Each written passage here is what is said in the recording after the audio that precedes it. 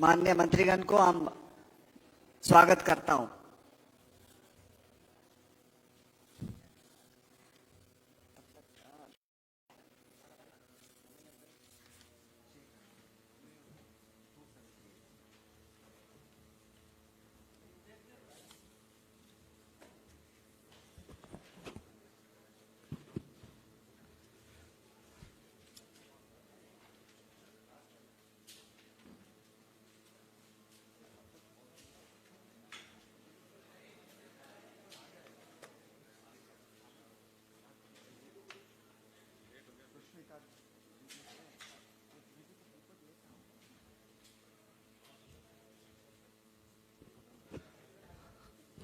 हम लोग के बीच में विकास आयुक्त महोदय, डीजीपी महोदय, अपर मुख्य सचिव वित्त विभाग भी उपस्थित है। आप सभी को भी जीविका दीदियों के ओर से बहुत बहुत स्वागत।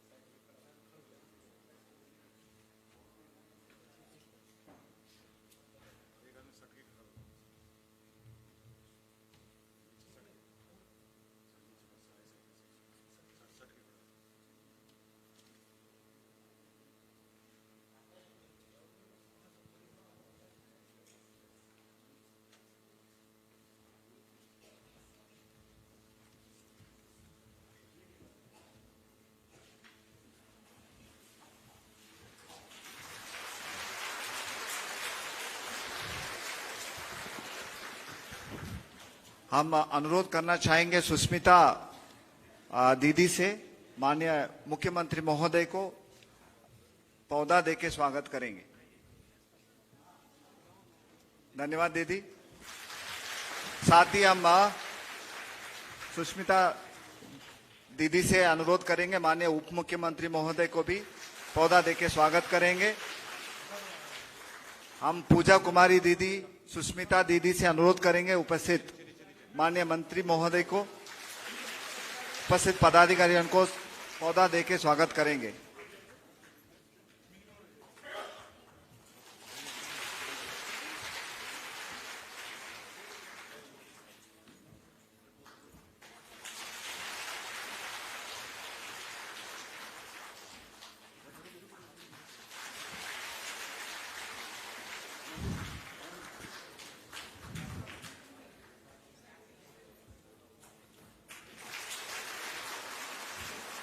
सर, इस कटिहार जिला में 33,823 समूह के माध्यम से 3,95,900 परिवार जीविका दीदियां जुड़ी हुई है जीविका में। सर के अनुमति से हम संवाद कार्यक्रम का प्रारंभ करना चाहेंगे। सर, सबसे पहले नीतू कुमारी दीदी जो कटिहार जीविका महिला किसान प्रोड्यूसर कंपनी में सचिव के रूप में काम करिए जीविका दीदी है, आपसे अनुरोध करेंगे आप अपना अनुभव को माननीय मुख्यमंत्री महोदय के सामने साझा करें। माननीय नीतीश भैया को मेरा प्रणाम। यहाँ उपस्थित पदाधिकारी गण एवं दीदी भैया को भी मेरा प्रणाम। मेरा नाम नीतू कुमारी है। मैं कटिहार जीविका महिला किसान प्रोड्यूसर लिमिटेड कंपनी की मैं अध्यक्ष हूँ। हमारे क्षेत्र में मक्का और मखाना बहुत ही ज्यादा काफी मात्रा में उगाए जाते हैं। हमारी किसान दीदी जो है वो अपने अनाज को बाजार में लेके बेचती है, उन्हें सही मुनाफा नहीं मिलता है। वो बड़े व्यापारी जो होते हैं वो सारा लाभ उनसे ले लेते, हमारी किसान दीदियों को नहीं मिलता है।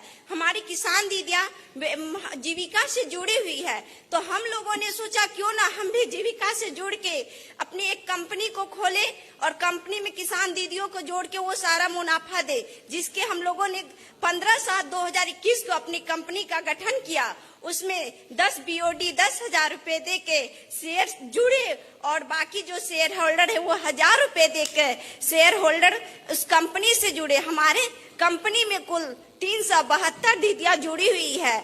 दीदी जब हम लोग कंपनी शुरू में जोड़े तो हमसे कहा गया दीदी आप शेयर होल्डर को जोड़िए, तो हमने 100 दीदी को जोड़ा। जोड़ने के बाद हमारे सरकार के द्वारा हमें 3 लाख का ग्रांट मिला। फिर हमसे कहा गया दीदी और दीदियों को जोड़िए इस कंपनी से, तो हमने फिर दोबारा जोड़ा।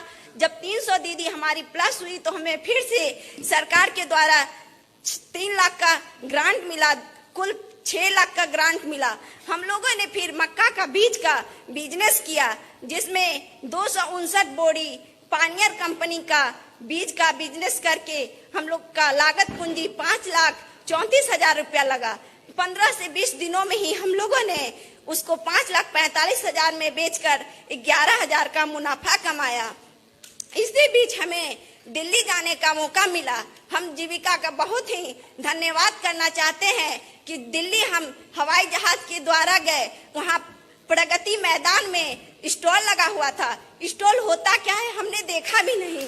हम अपने उस स्टॉल में यहाँ से 32 फार्मर प्रोड्यूसर कंपनी का प्रोडक्ट लेके गए और अपना भी प्रोडक्ट को प्रेजेंट कर प्रदर्शनी किए।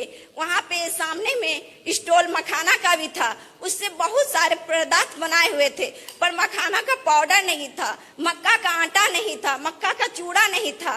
और हमारी वहाँ बहुत से दीदी से भी बातचीत हुई कि नारी शक्ति संस्था का भी स्टॉल लगा था। तो हम लोगों ने सोचा क्यों ना हम अपने गांव जाके अपनी किसान दीदियों की इस कंपनी से जोड़ के उनको भी इसका लाभ देंगे। वहां से आने के बाद हम लोगों ने मक्का का बिजनेस स्टार्टिंग ट्रायल के लिए किया, जिसमें हमने 94 कुंटल मक्का बेचा। जो खरीद दर हमारा 1860 रुपया था, 2010 के रेट से बेचकर उसमें हमने 12,000 का लाभ प्राप्त किया। उसके बाद हमने बैंक से भी 2.25 करोड़ का लोन अपने कंपनी मखाना के कंपनी के लिए पास हो चुका है। अभी हम जगह देख रहे हैं, उसमें हम चाहते हैं कि हम अपनी किसान दीदियों को जोड़े, उनको रोजगार दे। मखाना से बना प्रोडक्ट, जैसे कि मक्का से जो बड़ा मखाना है उसको हम पैक करके बेचेंगे। मझला साइज का मखाना है उसको भून के नमकीन मखाना, मीठा मखाना बनाएंगे। और जो छोटा मखाना है उसका पाउडर बना के उसका हम मिठाई बनाएंगे, बर्फी बनाएंगे और हम अपनी किसान दीदियों को उससे रोजगार देंगे। वो आत्मनिर्भर बनेगी। और हमारा ये स्टॉल में भी लगा हुआ है। इन्हीं चंद शब्दों के साथ मैं अपनी वाणी को विराम देती हूँ। जय जीविका, जय बिहार। बहुत बहुत धन्यवाद दीदी। सर को अवगत करना चाहता हूँ सर, अभी तक जीविका में 33 महिला प्रोड्यूसर कंपनीज का गठन हुआ है सर। उसका अभी तक कुल टर्नओवर 260 करोड़ का है सर। बिजनेस कर रहे हैं सर। अभी आगे बढ़ाते हुए मनीषा कुमारी दीदी से अनुरोध करेंगे, वो जो स्वास्थ्य एवं पोषण क्षेत्र में काम करती है, आपसे अनुरोध है अपना अनुभव को साझा मेरे करें। आए हुए माननीय मुख्यमंत्री भैया जी को मेरा प्रणाम। मेरे आए हुए दीदी भैया उपस्थित को मेरा प्रणाम। मेरा नाम है मनीषा कुमारी। मैं सिरनिया पश्चिम हाफलागंज की रहने वाली हूँ।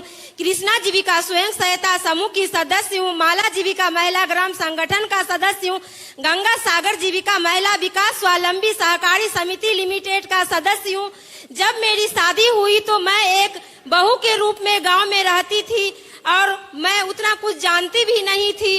और जब कुछ दिन के बाद पता चला कि मेरे पति जो है वो बीमार रहते हैं, वो सही तरीके से काम नहीं कर पाते हैं, लगातार वो काम नहीं कर पाते, जिसके कारण मेरी घर की आर्थिक स्थिति बहुत ही खराब हो गई। यहाँ तक कि खाने पीने में भी बहुत ज्यादा कठिनाई होने लगी। उसी दरमियान में एक मेरा बच्चा हुआ, वो भी बहुत ज्यादा बीमार हुआ। इतना बीमार हुआ कि उसका सर का जो है 2 पार्ट में बटा हुआ था सर। ऐसा लग रहा था कि वो बच्चा नहीं। उसके बाद तुरंत रेफर कर दिए डॉक्टर के यहाँ। 14 दिन के बाद उस बच्चे को हम इलाज करवा के घर लाए। उसके बाद फिर दूसरा बच्चा जब होने वाला था तो और उसी समय मेरे दरवाजे पे जीविका समूह की दीदी आई जीविका में जोड़ने के लिए। उस समय हमको दूसरा बच्चा होने वाला था तो उसी में हमको सीएम दीदी ने हम अपनी सास से जीत करने लगी कि मैं भी जीविका समूह में जुड़ूंगी मम्मी, हमको भी जुड़ना है। तो सीएम दीदी फिर अगले सप्ताह आई तो हम जीविका समूह से जुड़ गए। जीविका समूह में जुड़ने के बाद उस समय हमको दूसरा बच्चा होने वाला था और स्वास्थ्य के बारे में सीएम दीदी के द्वारा बताया गया, दीदी आपका ये बच्चा इतना छोटा है और इसको पहले वाला बच्चा को मेरा चश्मा लग गया था और सीएम दीदी देख के बताया इतना छोटा बच्चा है इसको चश्मा क्यों लग गया। तो हमने बोले क्या पता नहीं कि क्यों चश्मा लग गया, हो सकता है कुछ हमको जानकारी के अभाव में मेरा बच्चा का ऐसा हो गया। तो सीएम दीदी हमको समूह में बैठने के लिए बताई और समूह से जुड़ के हम उसके बाद तब जाके दूसरा बच्चा के बारे में हमको बताई, ये जो बच्चा आपका पेट में जो पल रहा है ये स्वस्थ होगा, आप सुनिए। तो हमको 10 खाद्य समूह में से 5 खाद्य समूह खाने के लिए बताई, जैसे अनाज एवं कंदमूल, दाल एवं फलियां, बादाम एवं बीज और दूध और मीठ मछली, दूध से बनी कोई भी चीज, साग सब्जी, हरा अन्य सब्जी, अन्य फल के बारे में दीदी बताई। क्योंकि दीदी आप गर्भवती हैं, अगर आप अच्छे से सही पोषण अगर आप लेंगे तो आपका बच्चा स्वस्थ होगा और प्रसव के दौरान कोई परेशानी भी नहीं होगी दीदी। तो हमने दीदी की सारी बात मान के उसके बाद हम वही चीज को किए। तो मेरा दूसरा बच्चा 3 केजी का हुआ, बिल्कुल स्वस्थ हुआ, वो बच्चा मेरा अभी भी अच्छा है। इसी दरमियान में सीएम दीदी के द्वारा एक एमआरपी का पद आया और हमको दीदी बोली कि आपको काम स्वास्थ्य पोषण पे काम करना। हम बोले दीदी हमको स्वास्थ्य पोषण सुन के तो बहुत ही अच्छा लगा। तो हमको बोली आपको काम, बोले हाँ हम करेंगे। तो चने से एमआरपी के पद के रूप में हम काम करने लगे, अपने पंचायत के स्तर पे काम करने लगी सभी पंचायतों में। और गर्भवती धात्री दीदी को हम जागरूक करने लगे, स्वास्थ्य पोषण के बारे में बताने लगी। यहाँ तक कि घर घर जाके गर्भवती दीदी को बताने लगी। 1058 गर्भवती दीदी और धात्री दीदी के साथ हम अभी कार्य कर रहे हैं और गर्भवती दीदी को बताते हैं 10 खाद्य समूह में से 5 खाद्य समूह खाइए दीदी, इससे क्या होगा आपका बच्चा को अच्छा रहेगा और प्रसव के दौरान कोई परेशानी नहीं होगी। और धात्री महिला को घर जाके ये यहाँ तक कि जागरूक किए हैं कि जन्म के तुरंत 1 घंटे के बाद माँ का गाढ़ा पीला दूध पिला देना है ताकि बच्चा शारीरिक रूप से मानसिक रूप से उसका शरीर में वृद्धि विकास हो सके। तो और उसके बाद तब जाके दीदी को यहाँ तक जागरूक किए कि पोषण बारी लगाने के लिए बोले, क्योंकि पोषण बारी लगा के दीदी खाएंगे, एक तो हरा भरा ताजा साग सब्जी हमको मिलते रहेगा और उसके बाद स्वस्थ भी रहेंगे, खाद का नहीं खाएंगे, दीदी का कुछ पैसा बचेगा, दीदी अपना और कोई रोजगार करेगी। और दीदी को जागरूक किए और कोविड-19 के बारे में भी जागरूक किए, वैक्सीन के बारे में भी जागरूक किए और सभी दीदी को। और मेरा एक सपना है कि जिस तरीके से मेरे बच्चे के साथ हुआ वो और कोई दीदी के साथ नहीं होना चाहिए। मेरा दृढ़ संकल्प है और मेरा सपना है और यही कहा कि नीतीश भैया को बहुत बहुत धन्यवाद देना चाहती हूँ। जय हिंद जय। बहुत बहुत धन्यवाद दीदी। आगे हम स्वर्णलता देवी दीदी से अनुरोध करना चाहेंगे, आप महिला उद्यमी के रूप में आप कैसा काम कर रही है उसके संबंध में आप अपना अनुभव को साझा करें। माननीय मुख्यमंत्री नीतीश भैया को मेरा प्रणाम और सभी आए हुए दीदी भैया को भी मेरा प्रणाम। मेरा नाम स्वर्णलता कुमारी है, मैं सिरनिया पश्चिम की रहने वाली हूँ और मैं अगरबत्ती का बिजनेस करती हूँ। अगरबत्ती का जब बिजनेस मैं समूह में जब जुड़ी तो दीदी सब बोली कि कोई रोजगार कीजिए दीदी, बिना रोजगार का कुछ नहीं होने वाला है। जब रोजगार हम किए तो उस समय मैंने कि मेरे पास पूंजी नहीं थी, तब दीदी सबसे बात किए थे, दीदी सब बोली कि ठीक है दीदी आप पूंजी मैंने कि हम लोग देंगे, आप रोजगार शुरू कीजिए। तो दीदी सब मिल करके जो है तो वहाँ ऋण लिए, हम ऋण 2 लाख का लिए, 2 लाख का ऋण ले करके तो गए मुजफ्फरपुर से जो है 1 लाख का मशीन लिए, हम अगरबत्ती का 1 लाख का मटेरियल लिए। वहीं पर सब कुछ समझ गए कि मशीन कैसे चलाना है। 5 दीदी से गए थे मुजफ्फरपुर, वहाँ सब सीख लिए कि कैसे चलाना है, कैसे मटेरियल बनाना है, कैसे स्टिक को मैंने कि मशीन में डालना है, कैसे मसाला को डालना है, सब सीख करके आए घर पर फिर अपना बनाना शुरू किए। अभी जो है कम से कम 10 दीदी जो है 10 दीदी को रोजगार दिए हुए हैं। 10 दीदी आती है और मशीन भी चलाती है। उसके बाद पैकिंग भी अपने से करते हैं और बाजार सब में भी, दुकान सब में भी मैंने सेल करते हैं और दीदी सब समूह में भी सेल करती है। और जीविका जैसा योजना चला के माननीय मुख्यमंत्री जी इतना मने की चलाया है, आगे बढ़ने के लिए हम चाहते हैं कि सभी दीदी को आप आगे बढ़ाए और सभी दीदी भी आपके साथ हैं और आप भी हम लोग के साथ हैं। बहुत बहुत धन्यवाद। धन्यवाद दीदी। हम सर आगे बढ़ाते हुए सर रूथ टुड्डू दीदी है, वो पशुधन एवं गैर कृषि कार्य काम करती है, उससे अपना आमदनी को बढ़ाई है सर। हम अनुरोध करेंगे दीदी से। माननीय मुख्यमंत्री नीतीश भैया को मेरा प्रणाम और यहाँ पर उपस्थित सभी भाई बहन और दीदी भैया को भी मेरा प्रणाम। मेरा नाम रूथ टुडू है। मैं वंदना एसएचजी की सदस्य हूँ, सरगम जीविका महिला ग्राम संगठन की भी सदस्य हूँ। मैं नारायणपुर पंचायत से आई हूँ और प्रखंड मनिहारी से आई हूँ। मेरे परिवार में जीविका जुड़ने से पहले कैसा था और अभी कैसा है आप लोग को मैं बताना चाहती हूँ। मेरे परिवार में बहुत कर्ज से डूबा हुआ था और मेरे परिवार में खाने पीने का भी थोड़ा मजबूरी थी, इसलिए हम लोग का परिवार में थोड़ा अपने बच्चों सबको मैं पढ़ाने में असमर्थ थी। और जब मेरे ससुर भी बीमार रहते थे तो उसके लिए दवाई के लिए भी हम लोग का पैसा नहीं रहता था। और जब मेरे ससुर बीमार थे तो उसी समय में हम लोग का जो खेत था 3 बीघा वो भी बंधक लगा हुआ था। बंधक लगाने के कारण हम लोग के कारण दूसरे लोग का खेती कर रहे थे बटाई में, जो कि साल भर का भोजन भी हम लोग को नहीं मिल पाता था। इसलिए हम लोग का परिवार में बच्चों सबके पढ़ाई में बहुत दिक्कत हो रही थी। इसी क्रम में मेरे पति बाहर चले गए कमाने के लिए। जब बाहर चले गए तो और हम लोग का दिक्कत होने लगी। वहां से हम फोन किए तब वो आए तो एसएचजी हम लोग का उसी समय हम लोग के जीविका में आया तो एसएचजी बना। एसएचजी में हम लोग 10 रुपया प्रति सप्ताह जमा करने लगे। इसी क्रम में हम लोग का भीओ हुआ, भीओ बना, भीओ में हम लोग का खाता खुला गया। खाता खुलाने के बाद आरे का पैसा हम लोग को 15,000 रुपया मिला, जिससे मैंने उससे 5,000 रुपया निकाली और ऋण ली और उससे मैंने एक सिलाई मशीन खरीदी। सिलाई मशीन खरीदने के बाद मैंने उसे सिलाई करने लगी और अपने थोड़ा जीविका हम लोग के ऊपर थोड़ा उठने लगा। कुछ समय बाद हम लोग ने फिर जीविका से ही हम लोग ऋण लिए 50,000, जो धान कुटने का मशीन था। जब मेरे पति आए तो धान कुटने वाला मशीन में जो धान होता उसे चावल कुट के जो कुटते थे और हफ्ता एक दिन में 200 या 300 रुपए की कमाई हो जाती थी और महीना में लगभग 9,000 हो जाता था। इसी क्रम में हम लोग गाय लिए और 3 बकरी लिए। इससे क्या हो गया, हम लोग का घर में उन्नति होने लगी और हम लोग जो 3 बीघा जो हम लोग का बंधक में बंधा हुआ था उससे हम लोग यह कर लिए, उसको छुड़ा लिए और जो कर्जा ऋण था हम लोग का जो 50,000 धीरे धीरे करके उसको हम लोग चुकता करते गए। और हम लोग के जो मेरे 4 लड़की है, जब इनसे हम लोग का इनकम होने लगा, जब उसको भी हम लोग पढ़ाई में उसको हॉस्टल में डाल दिए। इसके बाद मेरे जो 3 बीघा जमीन था और फिर जो हम लोग 2 बीघा जमीन लिए तो 5 बीघा मिलकर हम लोग धान उपजाए, जो साल भर का भोजन खाने के लिए हो गया। हम लोग का परिवार में अब कोई दिक्कत नहीं होने लगी। और क्या हो गया, जब हम लोग का घर में धान हुआ तो उसको हम लोग चावल बना के हम लोग बेचने लगे, जिससे चावल एक सप्ताह में 1 कुंटल के लगभग बेचते थे, जो कि 2,500 और महीना में जैसे 10,000 पुल जाता था। कुटने वाला से 9,000 और जो चावल बना के बेचते थे उससे 10,000, 19,000 हम लोग का परिवार में उन्नति होने लगी।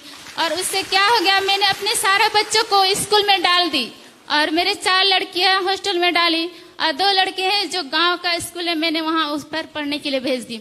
हम लोग को ये अच्छा लगा, मैंने अपने लड़की और लड़का में कोई मतभेद नहीं रखा। चारों बच्चों को मैंने अपने लड़के के बराबर वो लोग को स्कूल में भेजा ताकि वो भी एक दूसरे पे कंधा मिला के चल सके और अपने उन्नति कर सके। हमको यही अच्छा लगा कि जब हम लोग का में जीविका आया तो हम लोग का परिवार में बदलाव हुआ और हम लोग ऊंचा उठने लगे। इसलिए नीतीश भैया को बहुत धन्यवाद देती हूँ कि जीविका में आने से हम लोग में सुधार हुआ, अपने बच्चों को पढ़ाई के लिए भी हम लोग आगे बढ़ने लगे। इससे ज्यादा क्या बोलूँ, माननीय मुख्यमंत्री भैया को मैं धन्यवाद देती हूँ। धन्यवाद, बहुत बहुत धन्यवाद दीदी। हम आगे पक्खू मुर्मी दीदी से अनुरोध करेंगे, वो सतत जीविकोपार्जन योजना का लाभार्थी है, पहले शराब कारोबार में जुड़ी हुई थी। अभी सभी दीदी भैया को नमस्ते। मेरा नाम है पक्कू मुर्मू। दुर्गा जीविका स्वयं सहायता समूह एवं भारत माता महिला ग्राम संगठन सांथाली टोला सिरनिया पूरब। मैं कटिहार सदस्य की परिवार हूँ।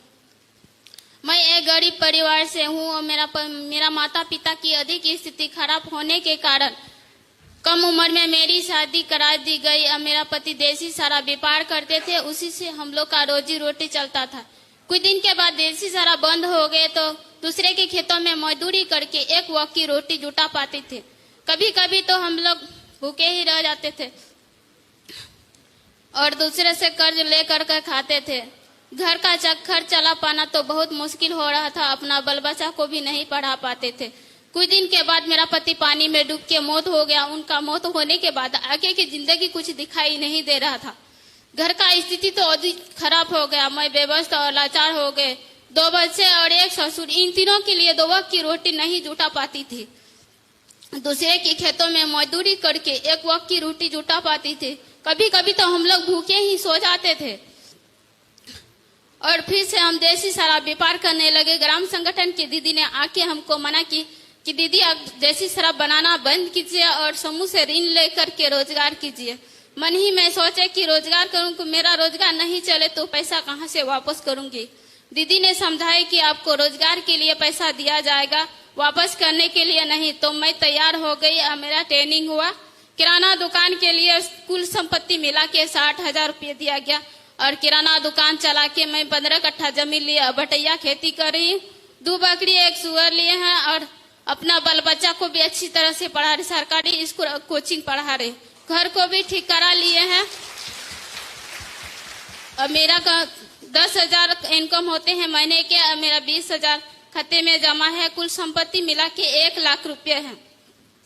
इससे पहले मेरा कोई मदद नहीं की, जीविका ने मेरी सहायता की, इसलिए दिल से धन्यवाद करती हूँ जीविका को। मुख्यमंत्री नीतीश भैया को भी दिल से धन्यवाद करती हूँ।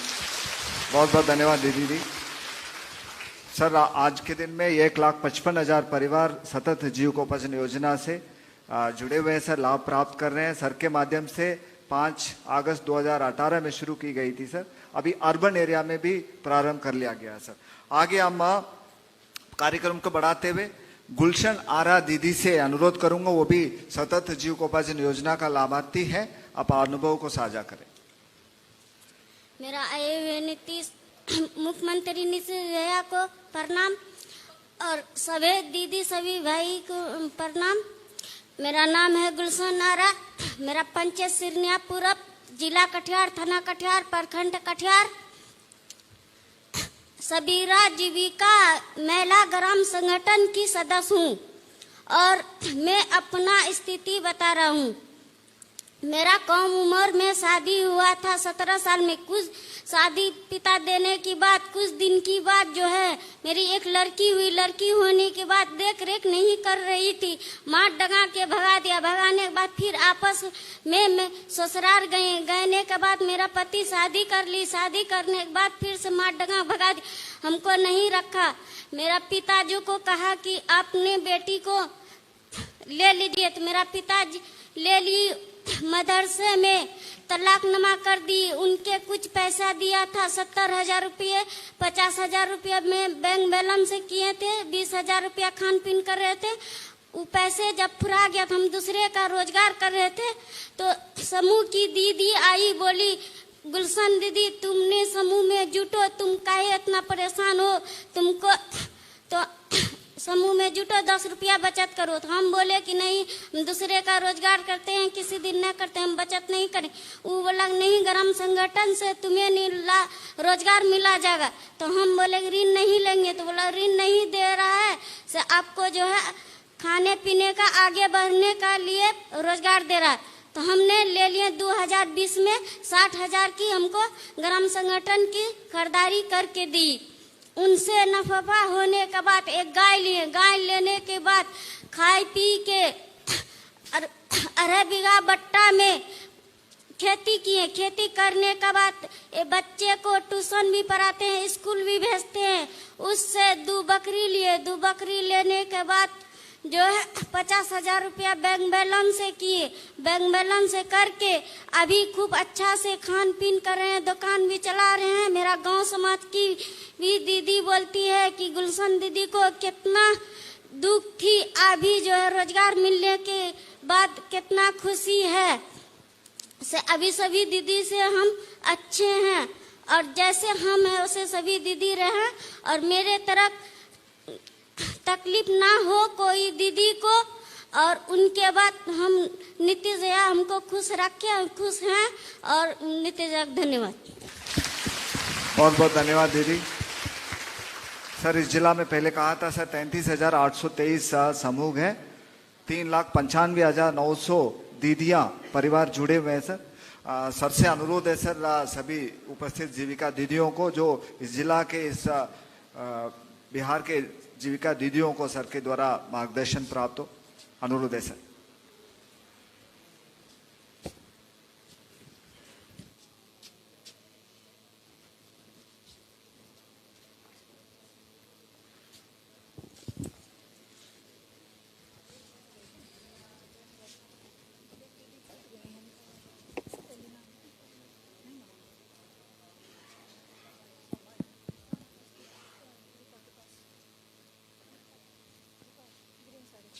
समाधान यात्रा के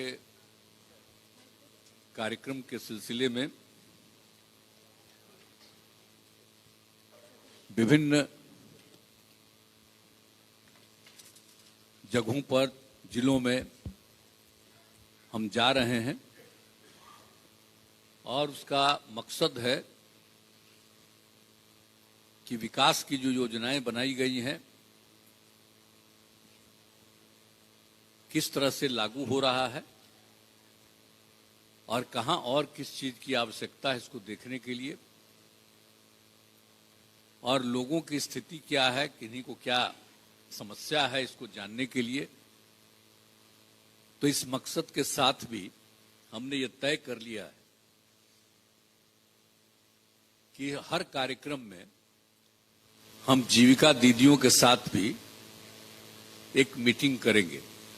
तो जो भी हमने शुरू किया है 5 जनवरी से, तो उस सिलसिले में जितनी जगहों पर जा रहे हैं वहां सब जगह जीविका दीदियों के साथ बातचीत हो रही है। तो आज उसी सिलसिले में आपके बीच आने का मौका मिला है, मुझे बड़ी खुशी है।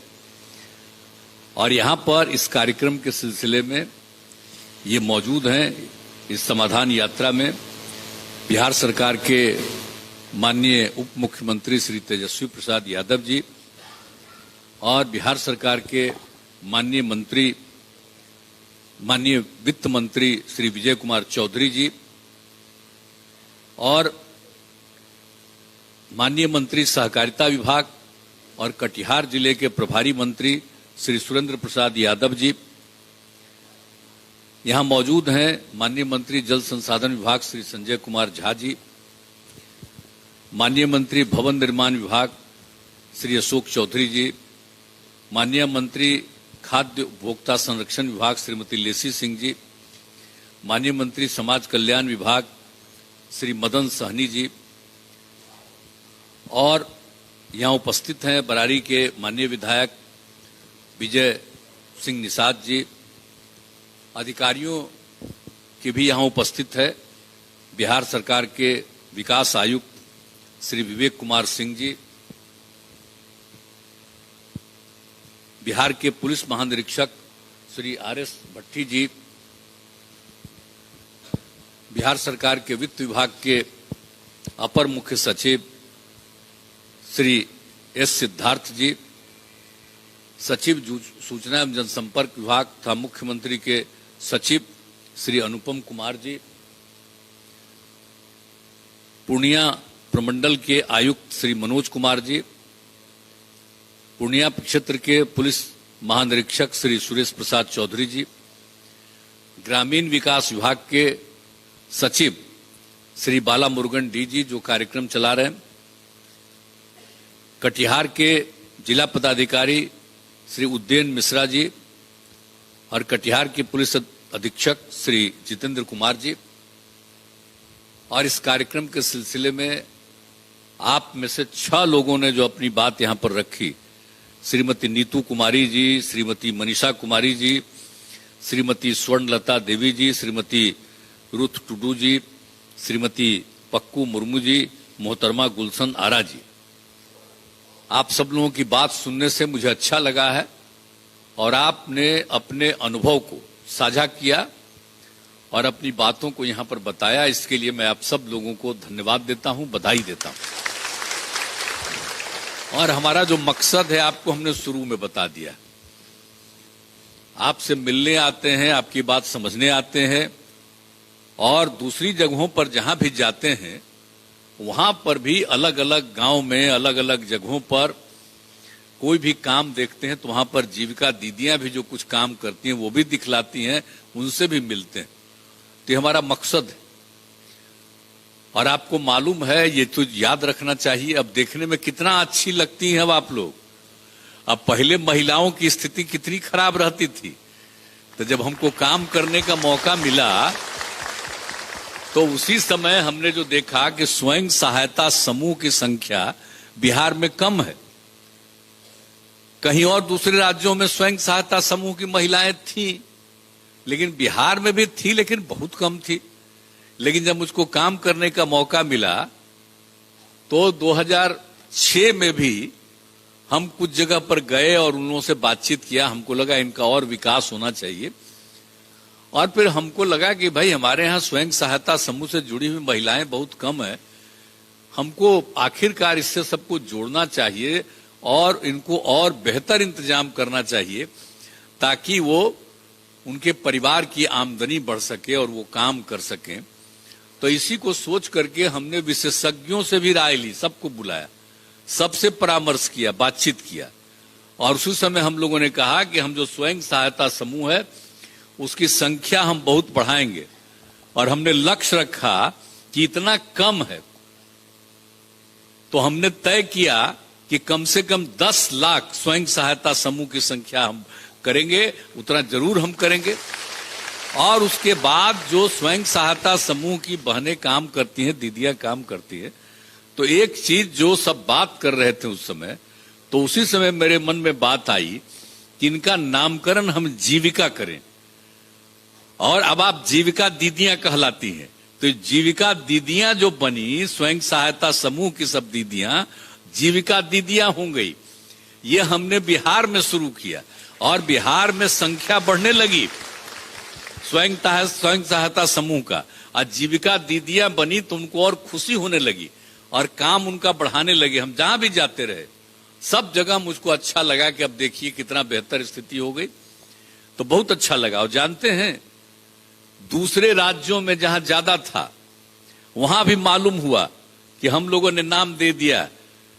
और उसके बाद जो उस समय की केंद्र सरकार थी, आज वाली केंद्र सरकार नहीं, हम आपको बता रहे हैं 2007 के बारे में, उस समय की केंद्र सरकार के मंत्री थे, वो लोग भी आए, देखे और बड़ा खुश हुए कि भाई बहुत अच्छा काम करवा रहे हैं, स्वयं सहायता समूह में वृद्धि हो रही है। और जीविका दीदियां आपने कह दिया है ये सब काम अच्छा कर रही हैं, अच्छी लगती हैं। तो फिर उन लोगों को खुशी हुई और उन्होंने पूरे देश में नाम दे दिया आजीविका, यानी बिहार की जीविका देश भर में आ जाए, यानी जीविका यहां, आजीविका पूरे देश में। अब समझ लीजिए, जो नामकरण किया जीविका और उसी के आधार उस समय की सरकार ने बना दिया, आज की सरकार का नहीं कोई काम है, तो उस समय जो बना दिया आजीविका। तो आप समझ लीजिए कितनी और किस तरह से संख्या बढ़ने लगी। और जब हमने शुरू किया तो आखिर क्यों किया? आखिरकार खाली गरीब गुरबा परिवार में, कोई बड़े परिवार रहते थे, कोई अमीर परिवार, उसमें भले ही कोई महिलाओं के लिए भी कुछ था, लेकिन गरीब गुरबा परिवार सामान्य तौर पर तो उनके महिलाओं के लिए तो कुछ नहीं था, बहुत परेशान थी। और बेचारी मेहनत तो करती ही थी, घर में सबकी सेवा कर देती थी, खाना बना देती थी, सब कुछ करती थी और कहीं कहीं खेत उत में भी चली जाती थी, लेकिन उनको तो कोई काम था नहीं। तो कितना बुरा चीज था। खाली मर्द काम करेगा तभी समाज आगे बढ़ेगा, जब महिलाएं भी काम करेंगी मिलकर के तभी समाज आगे बढ़ेगा। इसलिए हमको लगा कि इतना पीछे है, इसलिए हमने तो ये किया स्वयं सहायता समूह। याद करिए, और उसके बाद जैसे ही हमको मौका मिला तो 2006 में पंचायत का चुनाव, पंचायती राज संस्थाओं का, तो उसके लिए भी कानून बना, केंद्र में भी कानून बना था। जब केंद्र में कानून 93 में बन रहा था उस समय हम राज्यसभा मैंने लोकसभा के हम सदस्य थे, और लोकसभा और राज्यसभा दोनों का मिला के कमेटी बना था। हम उस कमेटी में थे। हमको बड़ी खुशी थी कि कैसे इसको और बढ़ना चाहिए, और उसी में तय हुआ कि कम से कम 1/3 महिलाएं रहेंगी। जो भी होगा चुनाव उसमें कम से कम 1/3 केंद्र का। और जब हमको यहाँ मौका मिला तो हमने कहा कि भाई कम से कम 1/3 का न कानून बना है, अब यहाँ पर महिलाओं को और पुरुषों को बराबर बराबर हो जाएगा, तभी ना महिलाएं आगे बढ़ेंगी। इसलिए हमने 50% कर दिया। पंचायती राज चुनाव में 2006 से अब सोचिए 4 बार चुनाव हो चुका, और उसके बाद अगले साल 2007 में नगर निकायों का चुनाव था, उसमें भी हमने महिलाओं के लिए 50% कर दिया। तब कितनी बड़ी संख्या में महिलाएं जीविका दीदियों में भी, और उसके बाद देखिए कितना चुनाव जीतती हैं और कितना महिलाएं अब आगे बढ़ रही हैं।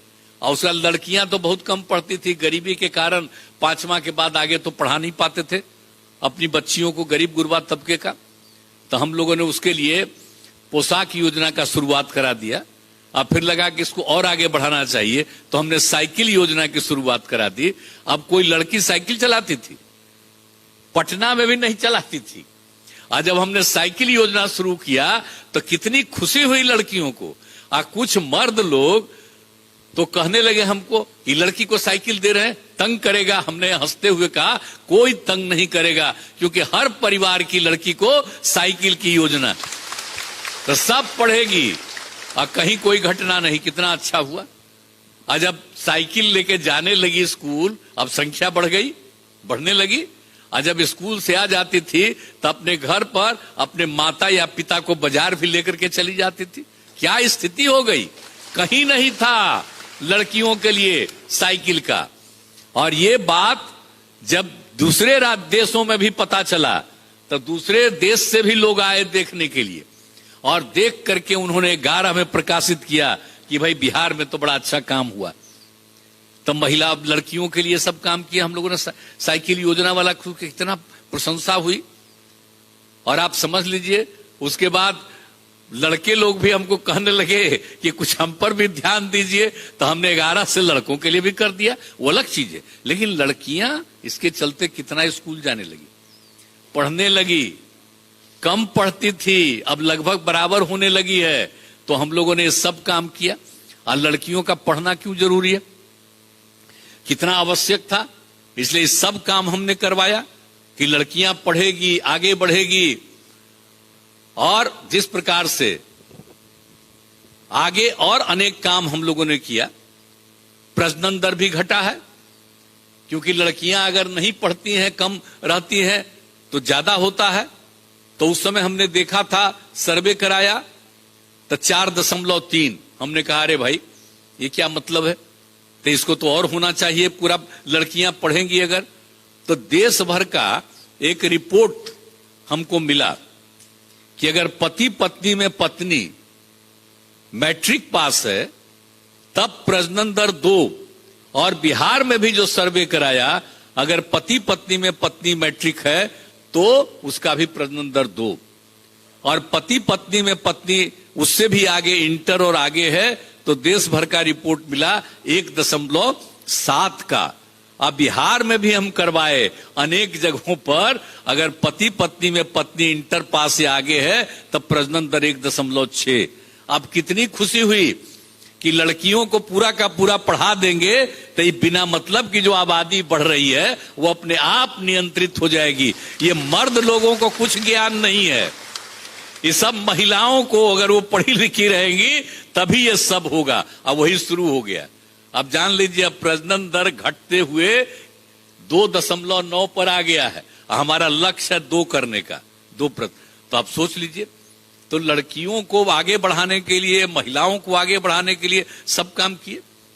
अब सोच लीजिए, और जिस तरह से हम आगे करने लगे तो क्या किया 2013 में पुलिस की बहाली में भी हम लोगों ने क्या कर दिया, महिलाओं के लिए 35% कर दिया कि अब पुलिस में महिलाएं रहेगी कम से कम 35%। पहले नाम मात्र की महिलाएं थी, और अब बिहार में पुलिस बल में महिलाओं के जितनी संख्या है अब उतनी संख्या बड़े बड़े राज्यों में, जब हमारे यहां जितना पुलिस बल उसके दुगना 2.5 गुना है, वहां भी इतनी महिलाएं पुलिस में नहीं है जितनी बिहार में हो गई हैं।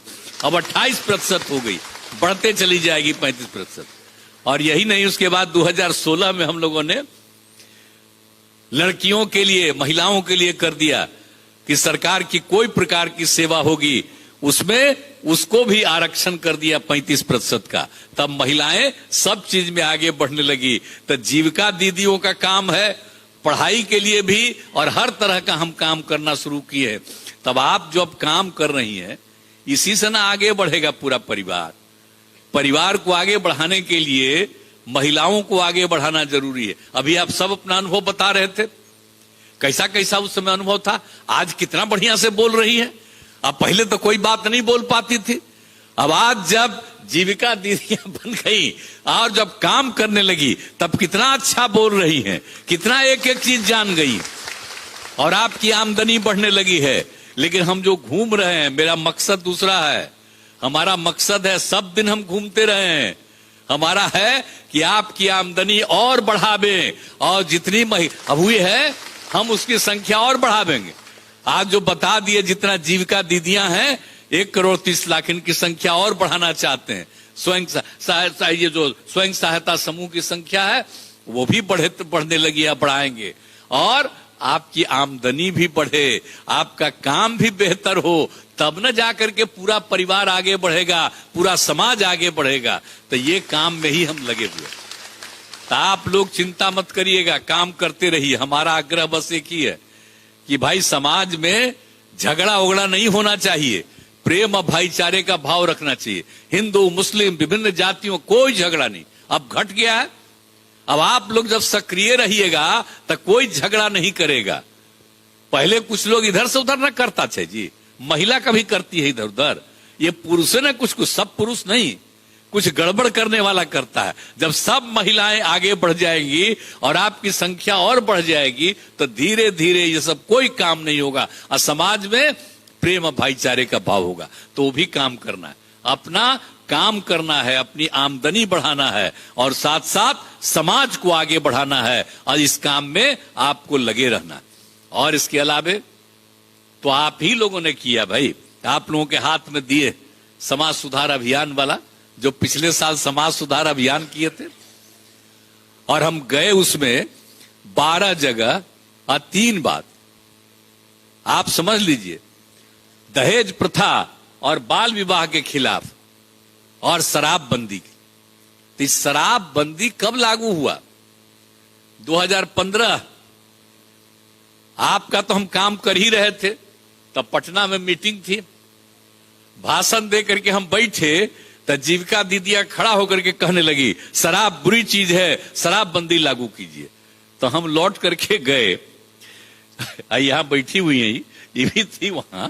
तो ये हमने कहा सीधे कि भाई ठीक है, 3 महीने में चुनाव है, अगर चुनाव में हम फिर जीत करके हम लोग आ गए, शराबबंदी लागू कर देंगे। सब खुश हुई, और जब हो गया हम लोग आ गए तो शराबबंदी लागू किया।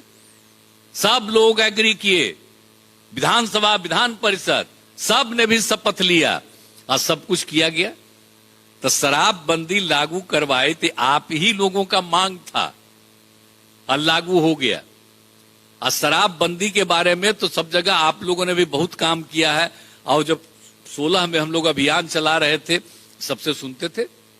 अब महिलाएं कितनी जगह बोली, एक जगह महिलाएं बोली फिर भी मेरा पति शराब पीता था, नौकरी करता है और शराब पी करके आता था घर में, कुछ नहीं लाता था और झगड़ा करता था। हम लोग बड़ा दुखी थे, बाल बच्चों की पढ़ाई नहीं होती थी।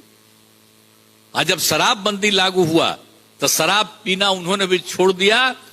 अब आते हैं तो मुस्कुराते हैं, सब्जी खरीद करके लाते हैं, अब अच्छा लगता है, ये बताया महिलाओं ने। सोचिए, दारू पीना छोड़ दिया तब परिवार की सेवा करने लगा, सब कुछ होने लगा। तो यही सब तो आप लोगों के चलते हुआ है। तो इसलिए आप लोगों को तो पिछली बार जो हुआ समाज सुधार अभियान, तो हम तो 12 जगह गए। अब पिछला बार तो फिर कोरोना का 2 राउंड बड़ा जोर जोर से हो गया था पिछले साल, तो उसी में तो ये हमने कह दिया कि देखिए भाई, समाज सुधार अभियान को सब दिन के लिए जारी रखिएगा, सबको सिखाइएगा। कितना खराब चीज है शराबबंदी, तो एक चीज है ही, लेकिन ये दहेज प्रथा कोई मतलब है? बाल विवाह, कम उम्र में शादी होनी चाहिए।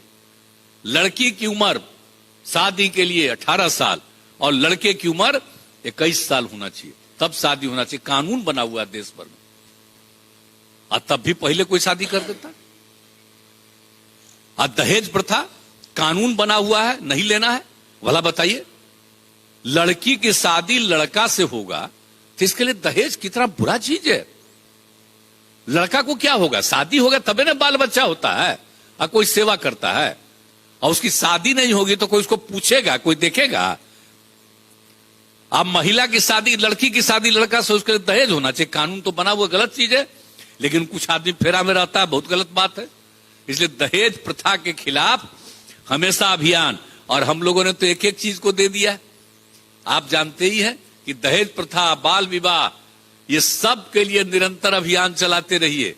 और कोई दहेज अगर ले, मना करिए, लेकिन फिर भी कोई दहेज लेके ब्याह करवा रहा, उसके घरवा पर मत जाइएगा।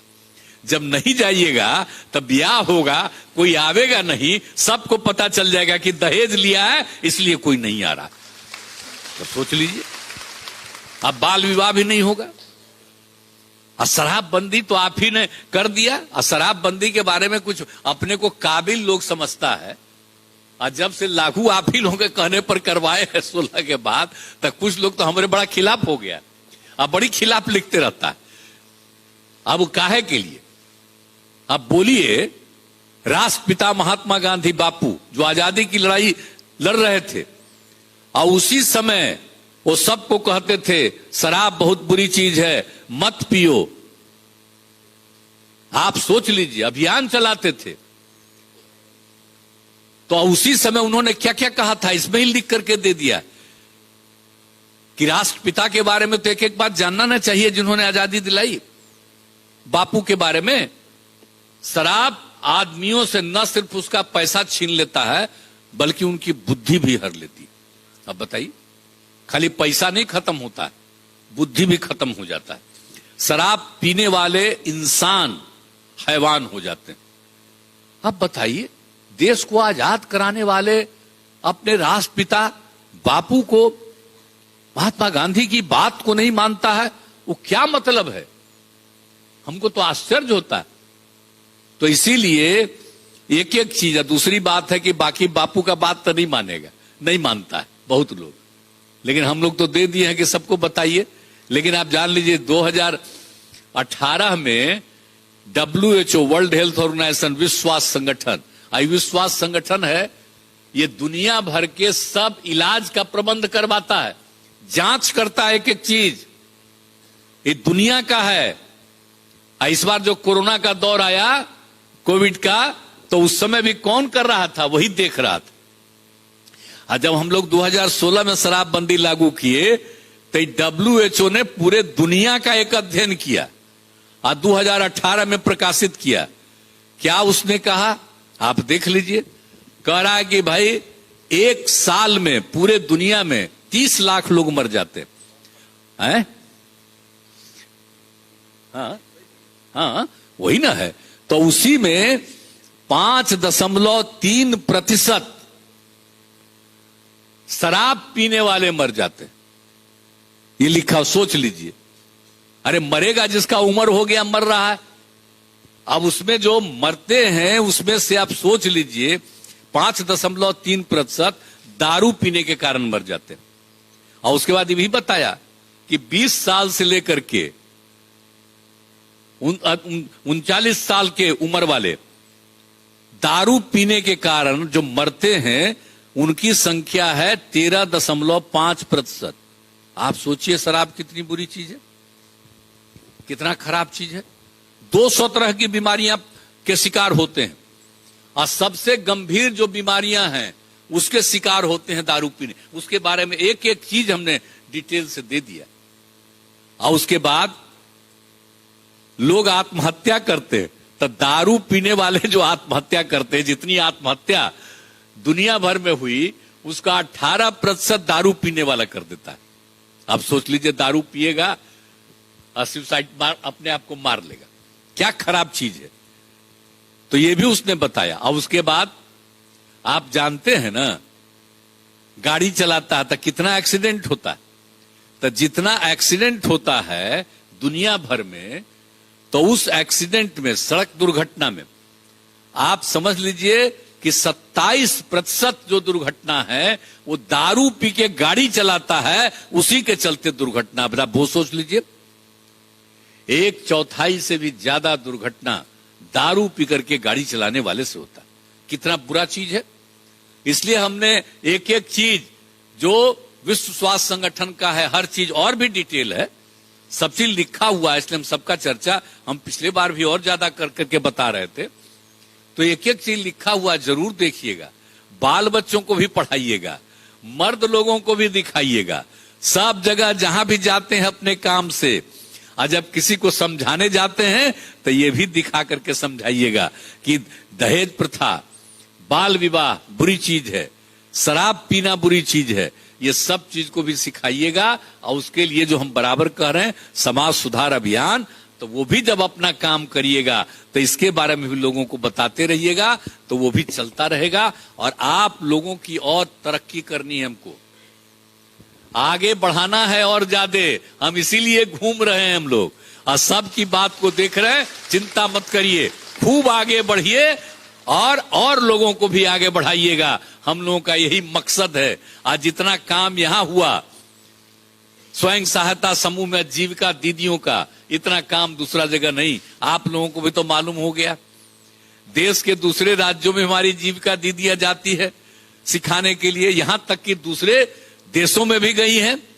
तो ये सब जो हो रहा है ये आप लोगों का, तो आप लोगों का काम और बढ़े, मेरी यही इच्छा है। और जब समाज आगे बढ़ेगा, प्रेम और भाईचारे का भाव होगा, बहुत आगे बढ़िए, आपकी और तरक्की कराएंगे, आपकी और संख्या बढ़ाएंगे, ताकि सब मिल करके सबको बढ़ाइएगा, सबको पढ़ाइएगा, आगे बढ़ाइएगा। और जरा स्कूल वगैरह देखते रहिएगा कि कोई पढ़ा रहा है कि नहीं मास्टर साहब, कि भागा हुआ है। पहले तो हम दे दिए थे कि जीविका दीदियां ही देखेंगी, तो चला गया कोर्ट, तो रुक गया। तब हमने कह दिया जीविका दीदियां जाके देखेंगी, और देखेंगे कि कोई मास्टर साहब गायब हैं, तो वहां के बारे में अपना ये मोबाइल से डीएम साहब को खबर कर देगी। और डीएम साहब का ही काम है उस चीज को देखते ही तुरंत वहां भिजवा करके और देख लेंगे, और जो भी नहीं पढ़ाता है उस पर एक्शन लेंगे, ताकि सबकी पढ़ाई हो और सब आगे बढ़ेगा। तभी ना हम लोग चाहते हैं जी। तो ये सब चीज भी आप लोग देखते जरूर रहिएगा। तो ये सब चीज से हमारी इच्छा है। और आप लोगों की स्थिति जो बढ़ी है, तो इसी तरह से महिलाएं आगे बढ़ रही हैं। अब महिलाएं आगे बढ़ रही हैं तो आपके चलते पुरुष भी आगे बढ़ रहे हैं, परिवार आगे बढ़ रहा है, समाज आगे बढ़ रहा है, बिहार आगे बढ़ रहा है। इसलिए आप सबको बहुत बहुत बधाई, और मिल करके बुलंदी से काम करिएगा और समाज में प्रेम और भाईचारा का भाव रखिएगा, यही हम चाहते। तो ये सब करते न रहिएगा। हाथ उठा के बताओ। चलिए, बहुत बहुत धन्यवाद। अब आपके और आगे बढ़ाने का काम हम लोगों का, और आपको पूरे समाज को आगे बढ़ाने का काम आपका। इन्हीं शब्दों के साथ मैं आप सबको हृदय से धन्यवाद देता हूं और अपनी बात समाप्त करता हूं। सर बहुत बहुत धन्यवाद सर। सर से अनुरोध है सर, इस जिला में विगत 2 महीना में जो क्रेडिट लिंकेज हुआ 85 करोड़ 60 लाख रुपया का चेक, हाँ 2 दीदी से अनुरोध है आप आके प्राप्त कर लें।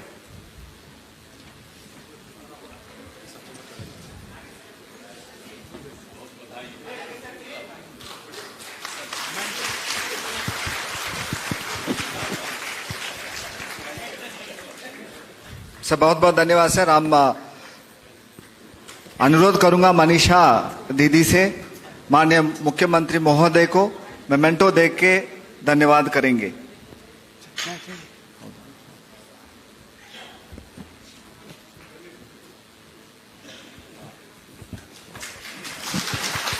बहुत बहुत धन्यवाद दीदी। हम साथ साथ मनीषा दीदी से अनुरोध करेंगे उपस्थित माननीय उप मुख्यमंत्री महोदय को भी मेमेंटो देके धन्यवाद करेंगे। साथ साथ दीदियों से अनुरोध है, उपस्थित माननीय मंत्रीगण पदाधिकारियों को मेमेंटो देके धन्यवाद ज्ञापित करेंगे।